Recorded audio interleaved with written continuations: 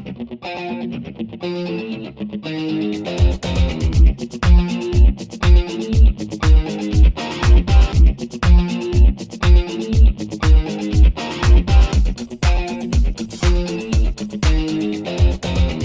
to our podcast from Gorey Community School. Today we'll be discussing some different topics. First up, spooks. Hello and welcome to our podcast segment. Spooks. Just a quick disclaimer, some content may be sensitive to some listeners. Today we will be talking about the unsolved murder of 3-year-old Kaylee Marie Anthony. Okay, so Kaylee Anthony was born on August 9, 2005. Her mum was Casey Anthony and her grandparents are Cindy and George Anthony. Casey had Kaylee at 19, so it was obviously an unplanned pregnancy. She heavily considered giving Kaylee up for adoption or having an abortion, but the only reason why she didn't is because her mum, Sydney, convinced her not to. Casey's lifestyle was a really party lifestyle. She was kind of crazy, type to be out taking drugs and drinking, just constantly partying. She also denied being pregnant until she couldn't lie anymore, so basically until she was heavily pregnant. So this showed signs of being a pathological liar. Nobody knew who the father was, but her fiancé, Jesse Grande, helped raise Kaylee. Okay, so into the storyline. So around June 14, 2008, Casey had a fight with her parents and left the house with Kaylee. Sydney, Casey's mom, would call all the time to check up on Casey and Kaylee, but each time Casey had an excuse as to why Kaylee couldn't talk on the phone or come visit her. This went on for around a month.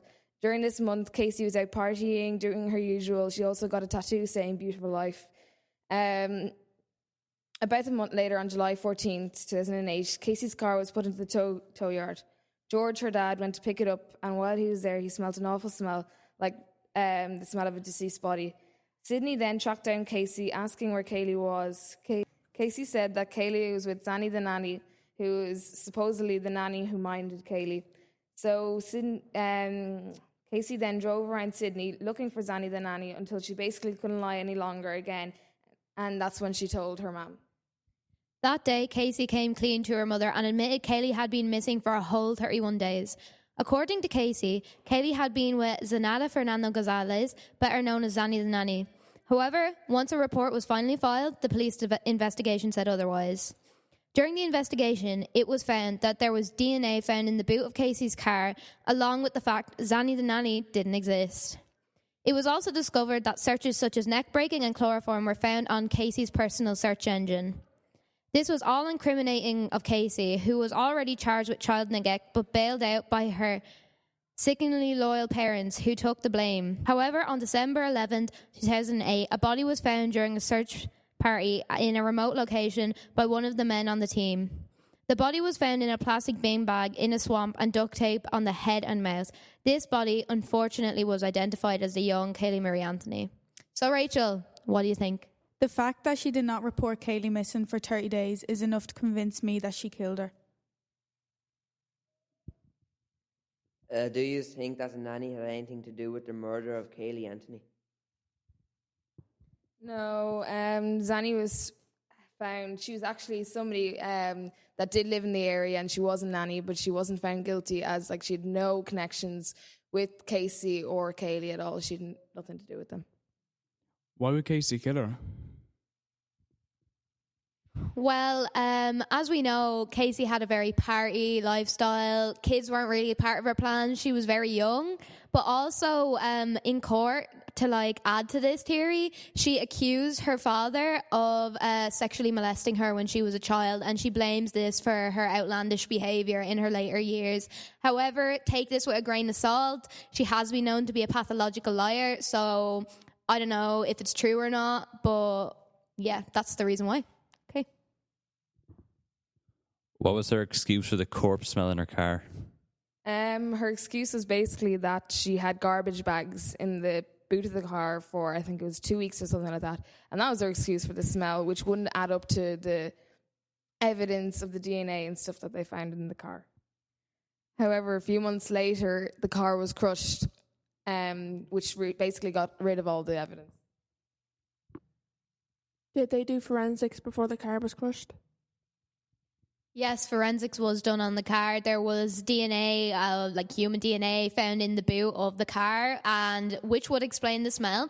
And there was also cadaver dogs, which are used to smell dead bodies and blood at the scene, which also responded to the smell in the boot. And anyone with a nose, according to the police, would have known that that was not the smell of garbage, but it was the smell of a dead body. What I want to know is how Casey was not found guilty. Well, most of the problem to do with the reason Casey wasn't found guilty wasn't the fact that there wasn't enough evidence, but it is to do with the American justice system, which has many flaws in it, as we know from other cases, such as O.J. Simpson case. There was so much evidence present that he did commit those murders, but he was not arrested. And to me, it is very corrupt. So the real question here is there a problem with Casey being arrested? Or were the American justice system really at fault here? Is she guilty? Like, she probably is, in my opinion. But yeah, what do you think? Yeah. Thanks for listening and catch you next time on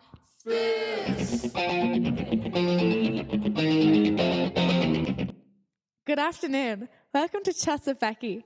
I'm your host, Rebecca. Since Halloween is right around the corner, we'll be talking about a few spooky topics like ghost conspiracy theories, the Mandela effect, and our dreams at night and meaning behind them. First topic is conspiracy theories. I have Kate and Vaping here to talk about theories behind ghosts. Kate, have you had any personal paranormal experiences? Yes, I have had many paranormal experiences. One was when I was younger, candles used to blow out on all my birthday cakes and the keys would shake in the door, and at midnight I would hear screaming of little children. And one time I got out of my shower and there was scratches all over my backs that weren't there before. And then one night my auntie saw a child in old clothes standing in my bedroom. Oh, and you're sure that the candles didn't blow out from the wind? There was no wind, all the windows were closed. Kate, do you think it's your family that are getting haunted or the house? I think it's my family. And Baven, what do you think about all this? There are many conspiracy theories around ghosts and aliens. Recently, Area 51 has been a hot topic in the media. There was recently an Area 51 raid where loads of people were supposed to go, but it ended up being called off and 4 people were arrested. Area 51 is a U.S. Air Force military installation located at Groom Lake in southern Nevada. Area 51 is not accessible to the public and it's under 24-hour surveillance. Are there many stories about Area 51? Yeah, there are a few. One is in 1989, a man named Robert Lazar claimed he worked on extraterrestrial technology inside Area 51. He told TV reporter George Knapp that he saw autopsy photos of aliens. It's not known why Area 51 is called Area 51. The US government has not provided any information about the research currently being conducted inside the facility. That's whack, Baven. Thanks for them stories. All right, ladies. Thanks for your time and stories. Next topic will be about the Mandela effect with Holly. Welcome to the show, Holly. Thanks, Rebecca. Can you explain to us what the Mandela effect is? The Mandela effect is a false memory and a psychological phenomenon where a person recalls something that did not happen or something that happened differently from the way it actually happened. The phenomenon was initially investigated by psychological pioneers Pierre Janet and Sigmund Freud. The reason the theory came out is very strange. It's called the Mandela effect because countless people distinctly remember Nelson Mandela dying in prison in the 1980s, even though he actually died in 2013. Ooh, that's cool. Can you give us some examples of it? There are many mind-blowing examples of the Mandela effect, such as the Looney Tunes, a child's cartoon, is actually called the Looney Tunes, and many people actually remember it being called Toons, spelled Toons. Another example of the theory is the iconic line in Snow White. Many of us remember it being mirror, mirror on the wall, where the line actually reads magic mirror on the wall. OMG, that's so weird. Thanks, Holly, for freaking us out. Now we welcome the two Shaunas. They will be talking about some of their dreams. So Shauna O, what's the most common dream? The fallen dream is the most frequent dreams we experience throughout our life. It's believed that something in your life is spiraling out of control. The length of a dream can vary. They may last for a few seconds or 20 to 30 minutes. That's so crazy. And Shauna G, do you think your dreams have any meaning? Most dreams are psychological, so you can get a reflection of things that influence your waking mind. Dreams are often emotional as well. Emotional experiences in dreams are frequent, intense, and possibly biased towards negative emotions. The first person to study dreams was Sigmund Freud. His theory argued that dreams are wishful fulfillment and symbolic messages of unconsciousness or unknown wants or desires. That's deadly. Thanks, girls. Hope you all have a great Halloween and tune in next week for some more Chats with Becky. Peace.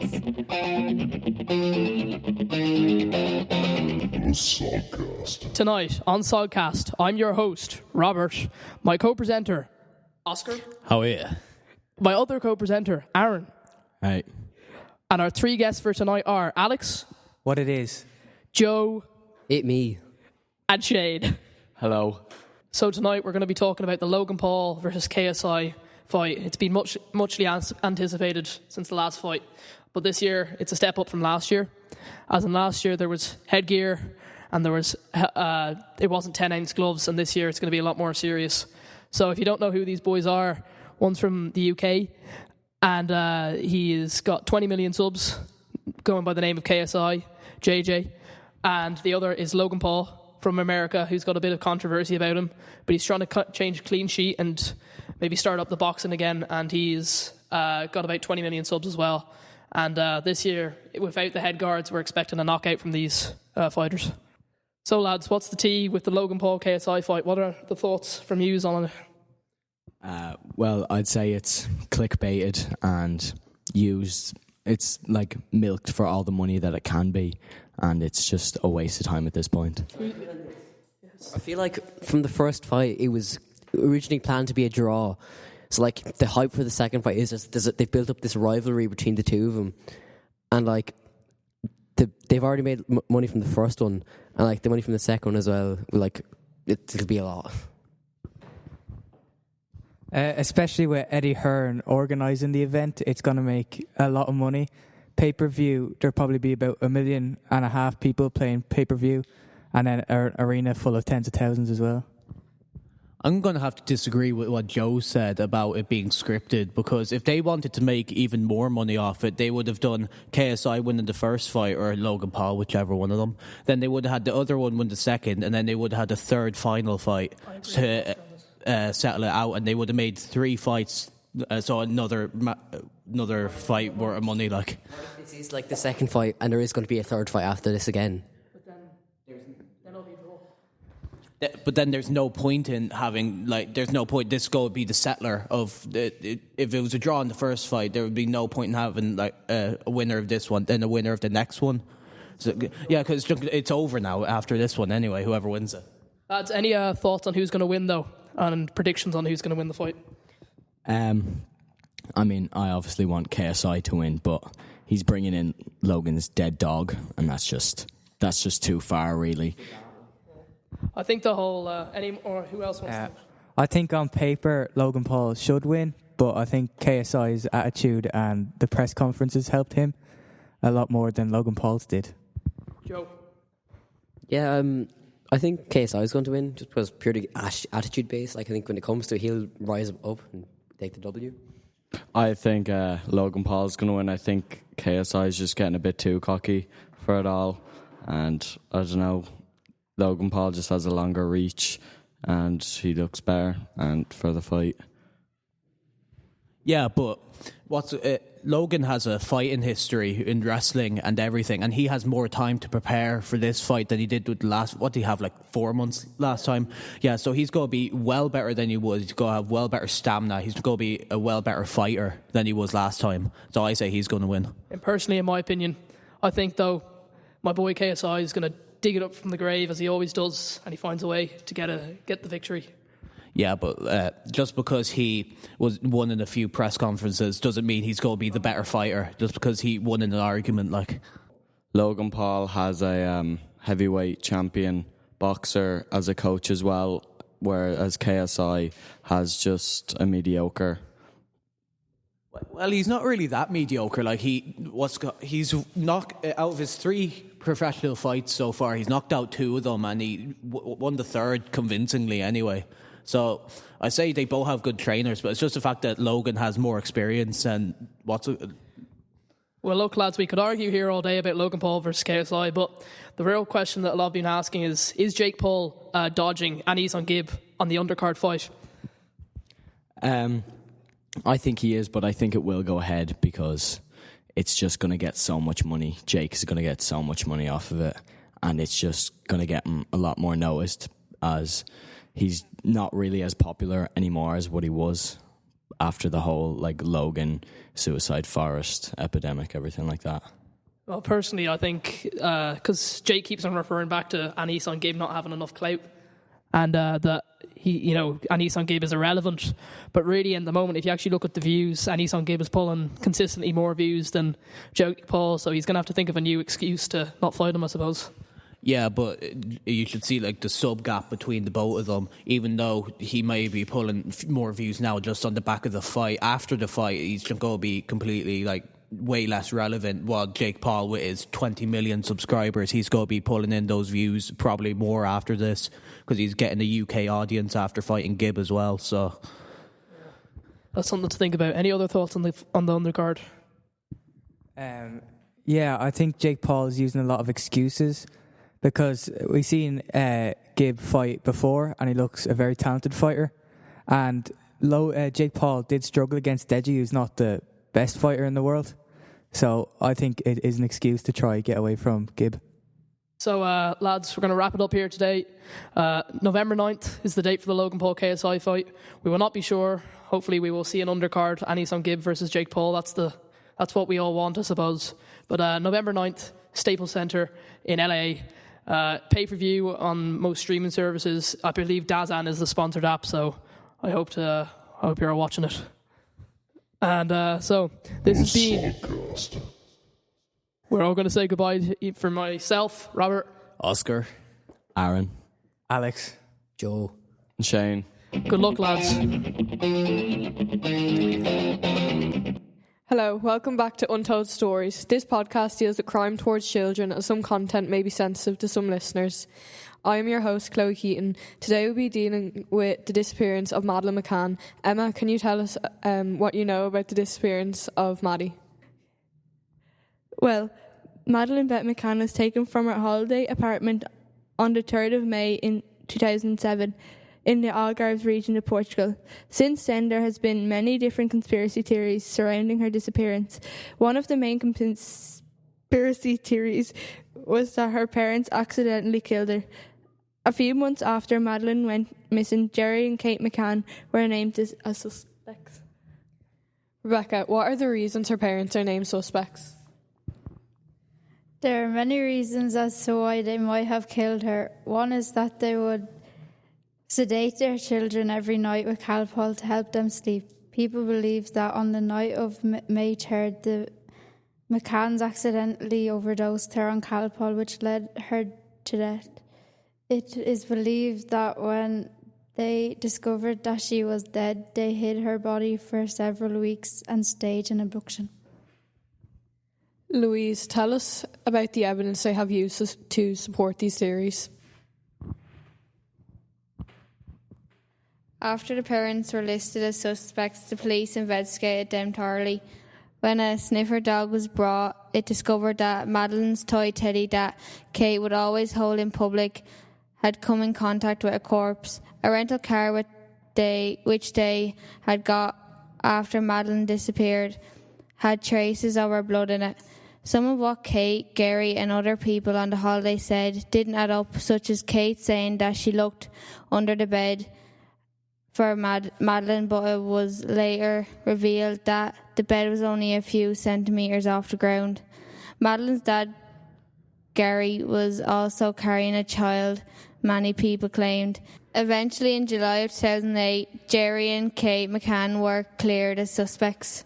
So, Ellen, can you tell us about the burglary gone wrong?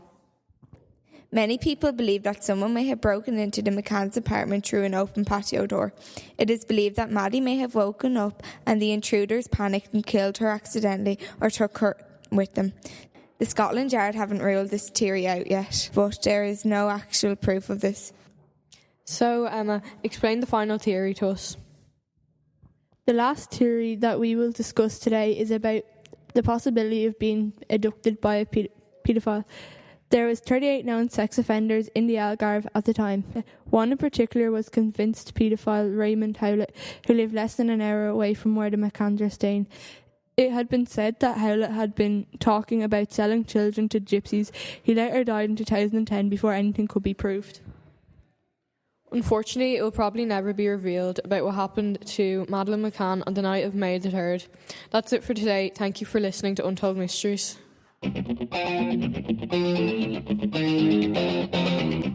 Hello, my name is James. I'm the host, and welcome to our section of this podcast. I'm joined by my co-host Adam. Ooga booga.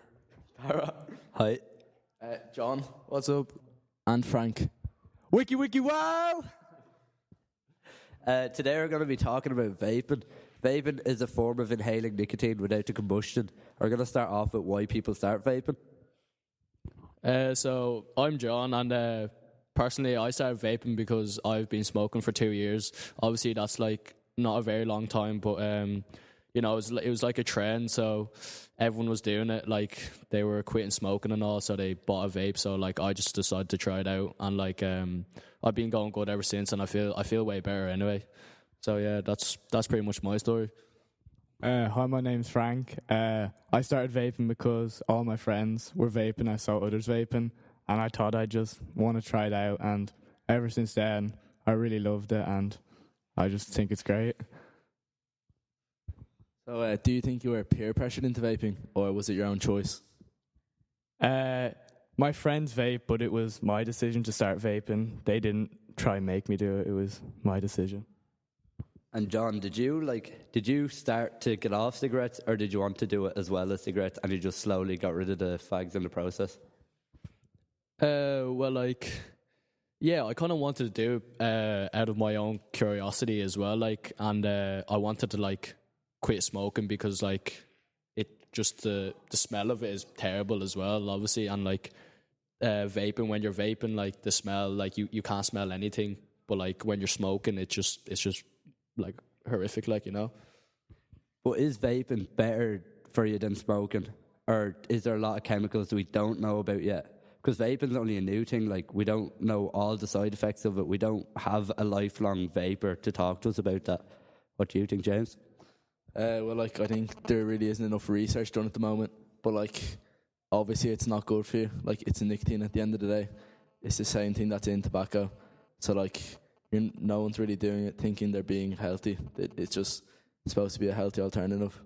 Although, like, some people do just start vaping and they didn't smoke before. It's kind of, like, bad, I suppose. Young people are starting to vape, though. But, like, would you recommend vaping to someone, or would you tell someone to just not try vaping whatsoever? Well, I personally, I would recommend vaping to someone who has been smoking for a long time, like, because I personally find it like so much better, and like money wise, you save a lot of money. Like, you know, like a bottle of juice would cost like a $5, while like a box of cigarettes would cost like $13.50 now. You know, so like I would definitely recommend vaping to people who are trying to quit smoking. But if people ask you, should I start vaping, what would you say to them? I would advise them not to go near vaping because it's unnecessary to create an addiction for yourself, and it's so easy to get addicted to it, and it creates an unnecessary crutch for you. And it's very hard to like get unaddicted from it. It just takes over you. Do you think that they should sell fruity flavours? Because that's like suggesting that they're healthy, and then younger kids will get influenced to vape. But like, I think that like they should be allowed, because no one wants to just vape like tobacco flavouring, but they should make more of an effort to keep vaping out of the hands of children and young teenagers. I don't think that's right. I think the eccentric colours on the packaging and the nice names like candy floss and all, that's just attracting children to try and get that flavour all the time without eating all the sugar and having an unhealthy diet, even though vaping's not good for you in the first place.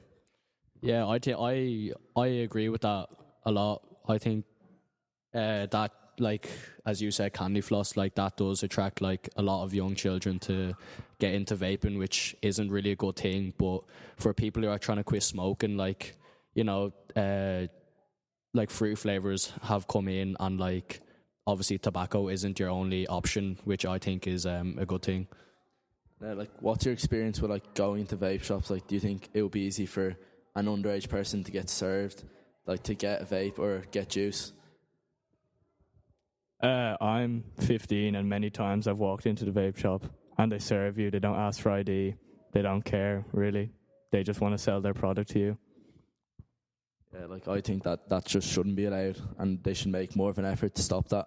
And like, you should definitely be ID'd, because that's just not really on. I think vaping doesn't have as bad a name as it should, because even though right now we don't know the exact side effects of it on your body or your health, but we shouldn't be promoting it to be good either until we do know what them effects are, and until we know that it is safe, as they say at the moment. Thanks for listening, and I hope this has given you a bit of an insight on vaping. Oh, wiki, wow!